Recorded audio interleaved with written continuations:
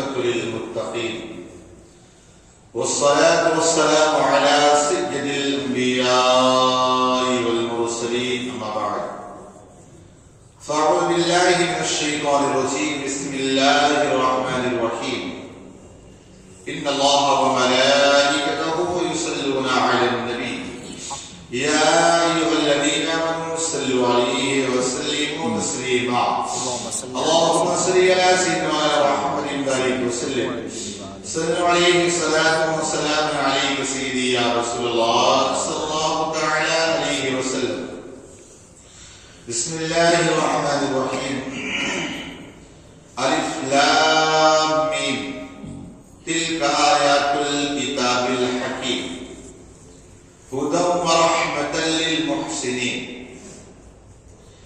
یہ حکمت والی کتاب کی آیتیں ہیں اور ہدایت اور رحمت ہے نیکیوں کے لیے۔ کل آپ نے سنا کہ سورہ لقمان کا آغاز ہے۔ حضرت لقمان حکیم کو اللہ تبارک و تعالیٰ نے دو آپشن دیے تھے۔ حضرت عبداللہ ابن عباس رضی اللہ تعالیٰ سے روایت ہے کہ اللہ نے حضرت لقمان کو دو آپشن دیا کہ نبی بننا ہے یا حکیم بننا ہے، تو آپ نے حکمت کو آپ نے چنا۔ اور کل آپ نے سنا کہ حضرت لقمان کے نبی اور ولی ہونے میں اختلاف ہے۔ ولی ہونے میں سب کا اتفاق ہے، لیکن نبی ہونے میں اختلاف ہے۔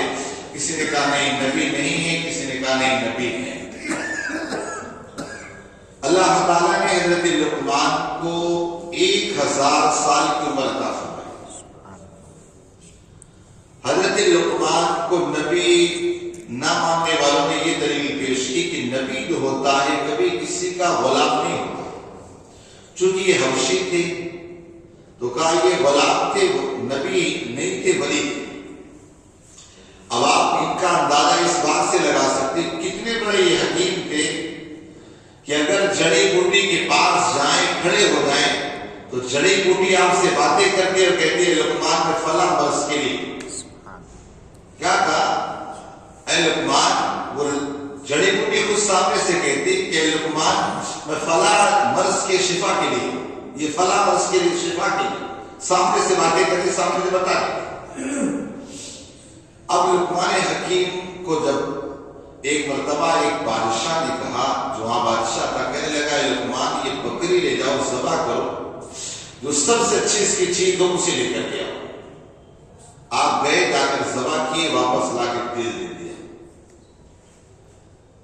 تو جب دل دے دیا تو کہا اب یہ بکری لے جاؤ، اس کی سب سے بڑی چیز لے کر کے آؤ۔ لقمان حکیم گئے، ذبح کیے، پھر دل لا کر پیش کر دیا۔ بادشاہ کو تعجب کیا، کہنے لگا اے لقمان، میں نے کہا سب سے اچھی چیز لاؤ، تب بھی دل لے کر آئے، اور سب سے بری چیز لے کر تب بھی دل لے کر آئے۔ فرمایا ہاں، اس لیے کہ سب سے اچھی چیز دل ہے اور سب سے بری چیز بھی دل۔ کیوں؟ میرے آقا علیہ السلام نے بھی فرمایا الا ان فی الجسد مضغۃ واذا صلحت صلح الجسد کلہ واذا فسدت فسد الجسد کلہ الا وہی القلب۔ فرماتے آقا انسان کے جسم میں گوشت کا لوتھڑا ہے، اگر وہ صحیح ہو جائے تو سب صحیح ہو جائے، اور اگر وہ بگڑ جائے تو انسان کا پورا وجود بگڑ جاتا ہے۔ آقا فرمایا وہی دل ہے۔ یاد رکھیے دل ہمارا جو ہے ہمارے باڈی کا بادشاہ ہے۔ کوئی بھی چیز ہوگی نا، فٹ سے ساری چیزیں وہ بادشاہ دل کو خبر ہو، اب وہ دل وہاں سے آرڈر کرے گا تب کوئی چیز ہوگی۔ کوئی بھی چیز ہو فوراً دماغ دل کو خبر ہے، دل سے بات اٹھے گا، یہ کرنا نہیں کرنا ہوگی بات۔ اسی لیے عربی میں اس دل کو قلب کہتے ہیں۔ قلب کا معنی ہوتا ہے پلٹتے رہنے کے، تو ہمارا میرے دل پلٹتا رہتا ہے، کبھی ہاں نہیں، ہاں نہیں، ہاں نہیں، کبھی کسی چیز میں ہاں نہیں کرتے، یہ دل ہمارا کبھی ہاں چلو ٹھیک ہے، نہیں یار نہیں تو نہیں، یہ دل ہمارا بدلتا ہے۔ وہ لقمان حکیم نے 4000 انبیاء کا دور پر رکھوایا، 4000 نبیوں کے ساتھ حضرت لقمان رہے۔ فرماتے 4000 نبیوں کی صحبت کا میں خلاصہ آپ کو صرف 8 باتوں میں بتا دیتا ہوں. 8 باتیں بتاؤں گا. یہ 4000 انبیاء کرام کی صحبت کا خلاصہ ان کی بارگاہ میں رہنے کا پہلی چیز تو یہ کہ جب آپ نماز پڑھو نا تو دل کو حاضر ہو. نماز پڑھو تو دل حاضر ہو. کس کس کا دل حاضر رہتا بھی ہے؟ یہ دل پتہ نہیں کہاں کہاں گھومتا رہتا ہے, کہاں کہاں جاتا ہے. تو فرمایا جب نماز پڑھو تو دل کو حاضر رکھو, اور فرمایا جب کھانا کھاؤ تو اپنے حلق کی حفاظت کرو. اپنے حلق کی حفاظت کرو. اس حلق کے نیچے حرام جا رہا ہے یا حلال جا رہا ہے دیکھیے گا. یہ نہ ہو کہ شروع. تو کہا دوسری بات یہ کہ اپنے حلق کی حفاظت کرو, اس میں حرام لقمہ نہ جانے پائے. اور حرام لقمہ جائے گا نا, آپ کو بتایا کہ سیدنا صدیق اکبر رضی اللہ تعالیٰ کے غلام جو آپ نے سے کام کاج کے لیے رکھا تھا, ایک مرتبہ ایک کھانا لا کے پیش کیا, آپ کو بھوک شدت کے آپ نے ایک لقمہ کھا لیا. غلام نے کہا کہ حضور آج آپ نے پوچھا تو اسے کھا لیا کہ کہاں سے لے کر آئے, حضرت تحقیق کر دے. تب کہا مجھے شدت کی بھوک لگے اس لیے کہا چل بتا کہاں سے لائے.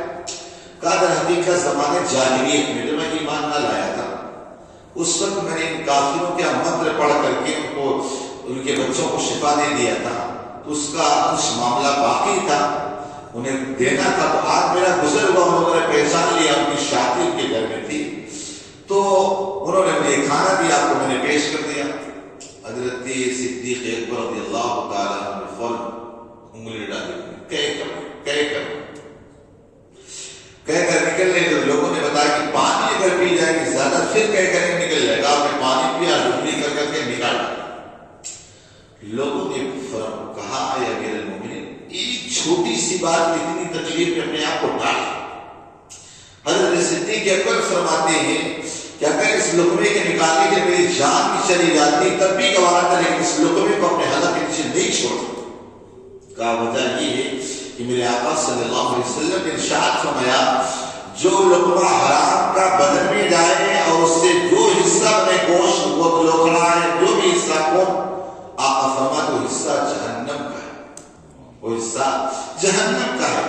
تو اب کیا کہا لقمان حکیم نے اپنے حلق کی حفاظت کرو, حلق کے نیچے کوئی چیز نہ جائے.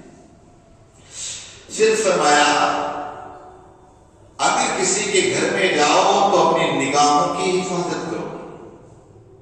کیا کرنا ہے؟